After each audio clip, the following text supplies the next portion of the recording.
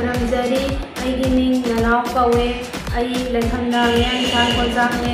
हंदकी निमोन चाकौबा ला असिना लापसिदा पीके चैनल अमदी खंगिनसी अखोई channel अनिसना सिंजरिबा photo content असिदा आइसु सरुक याजरी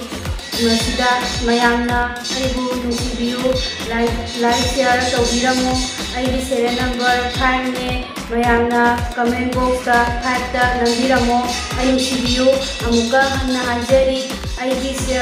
सेरियल नंबर 5 नि मयामना कमेंट बॉक्स दा इबिरमु आइबु नुसिबिरमु थैंक यू।